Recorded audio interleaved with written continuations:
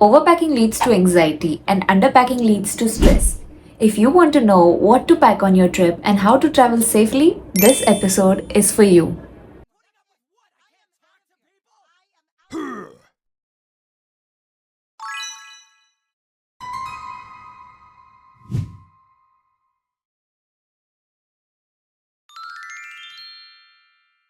Hello, girlies, and welcome back to episode 4 of Solo Not Scared. If you're new to this channel, in this series, we discuss solo traveling in India for girls. Basically, the in betweens, the questions, everything you need to know before your first solo trip. In the last 3 episodes, we discussed solo traveling. Is solo traveling for you? Destinations in India for your solo travel? And in the last video, we discussed two very important things related to solo travel: accommodation and transportation. So, if you have not seen these videos, I suggest you take a look at them before your first solo trip, also. In today's episode, aka the last episode of this series, I know, we are going to discuss two important things. Firstly, what to pack. And no, this is not a fashion video. This is a basic outline that will help you pack your perfect bag. And secondly, tips that are going to help you stay safe. The little things that are going to make a big difference in your solo travel. So let's get started with today's video. I have to say I look really tired and really sleepy because it's 11:45 p.m. right now. I've had a very long day, but I had it on my to-do list that I have to shoot this video today because I've been procrastinating for over a week. So ignore the sleepy eyes and let's get started.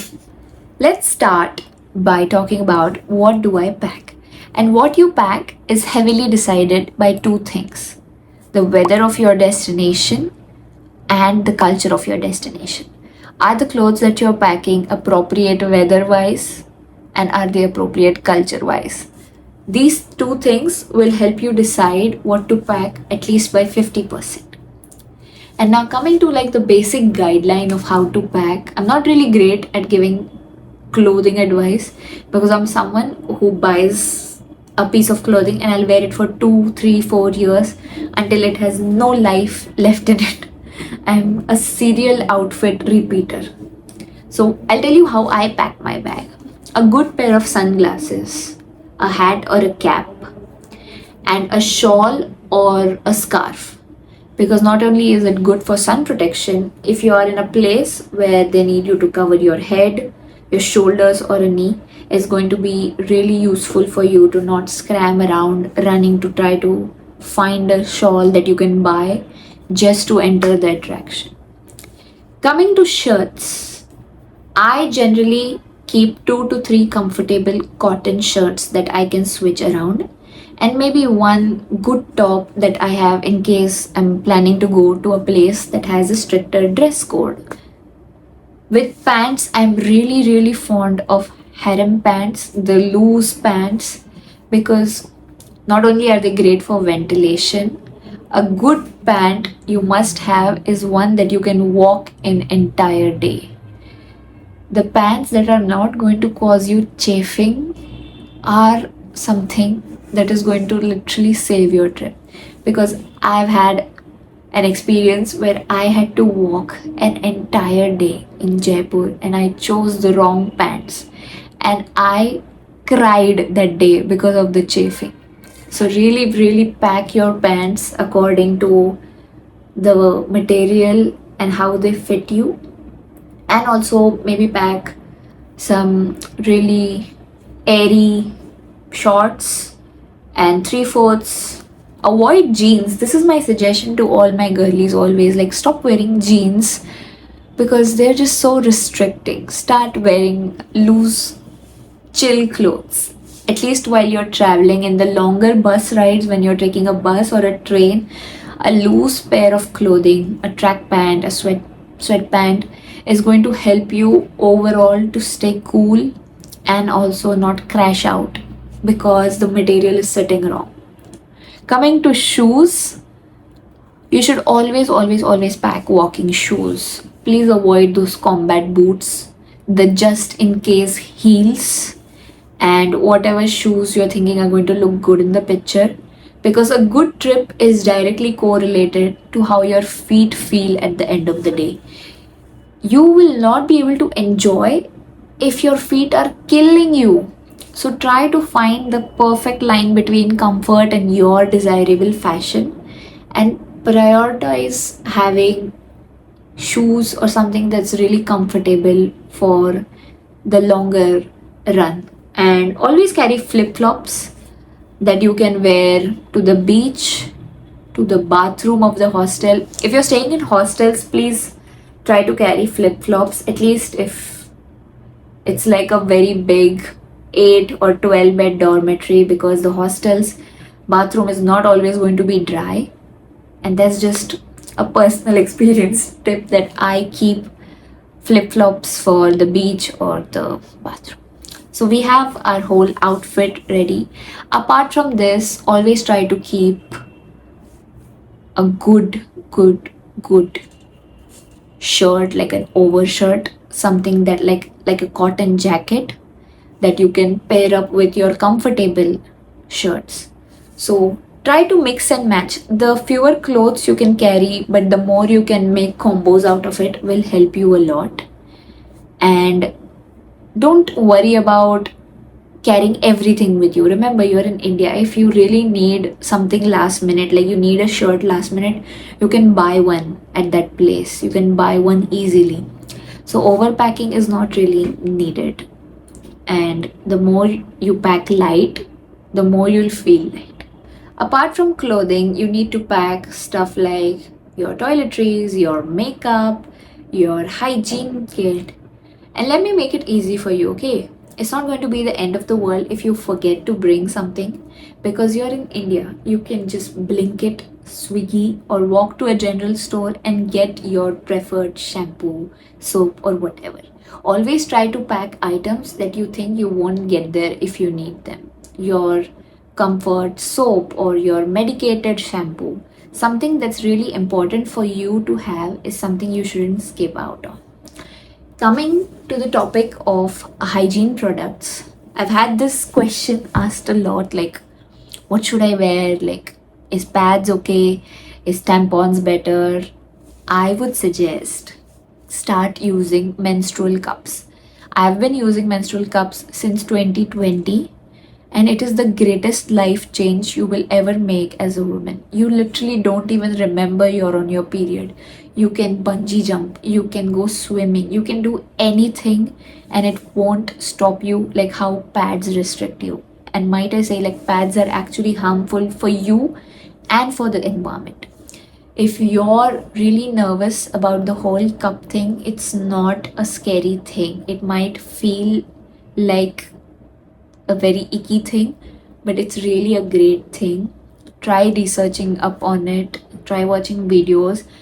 And I am really, really like, if it's one thing I can bet my money on, is that period cups are life changers.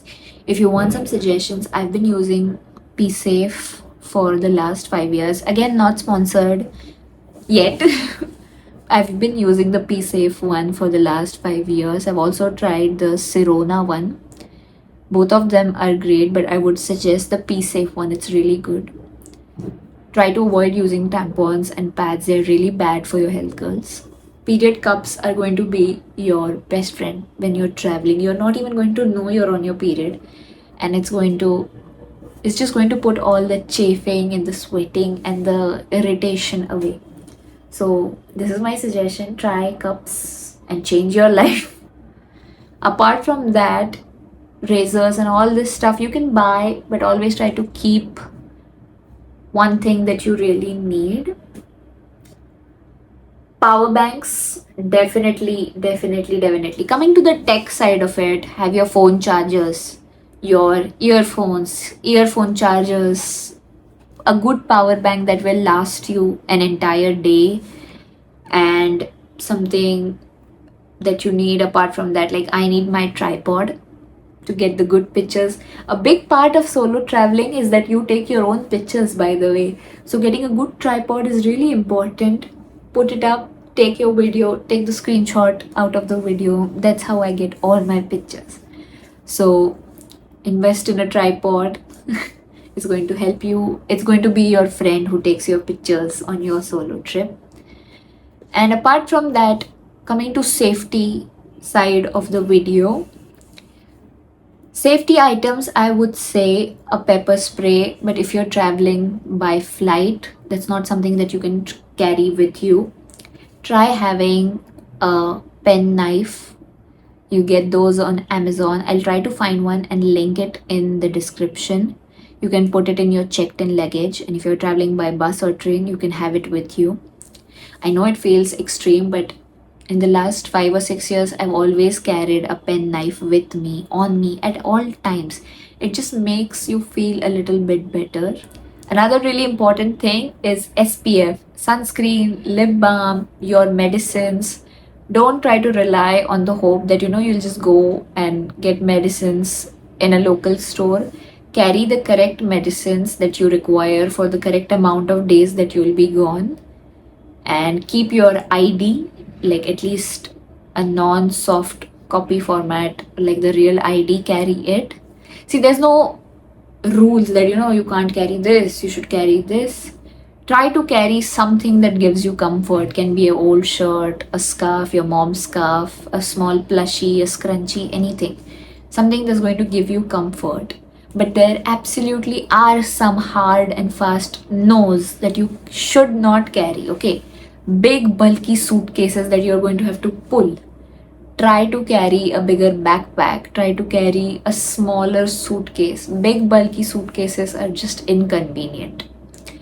Another thing is that avoid carrying jewelry, or at least blingy jewelry that looks real, because robberies and target things are so easy to happen if you're like wearing really flashy jewelry and jewelry that looks real. Just avoid the whole worry about it. Heels that you think you'll wear just in case, like the big stilettos. If you're comfortable in it, I salute you for that.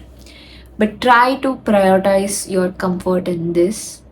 Anything you're afraid to lose and you're worried about it, don't carry it. Keep it simple. Now we come to the safety part of the video, and I know we've heard these things since we were little girls from our teachers, family, friends. These things have been reiterated to us so many times. It's frustrating, I know. But they're really important to be in the back of your mind for your solo trip. It's not unnecessary worrying, it's about preparing yourself safety wise. So I'll try not to go in depth, and I'll try to give you the gist of it. Starting with location, sharing your live location is a really good way to have some peace of mind that someone knows where you are. You can send it to your friends, family, and even the hotel reception. Like, I do this a lot, not with the location, but if I'm leaving to go to a place, I'll tell the reception or the hostel staff, oh, I'm leaving right now, I'm going to this place, I'll be back by the evening, I'll be back by night. It's good that someone knows your whereabouts. It's not extreme. You can always tell the hotel staff or someone you're traveling with. Secondly, avoid oversharing. There's a very fine line between making a friend and oversharing to a complete stranger.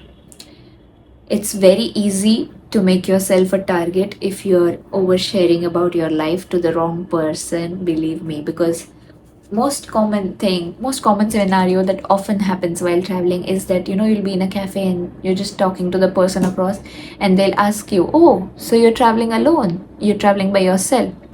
It is very important that you say no. I know in that moment you're going to be like, my moment to shine, yes, I'm on my solo trip.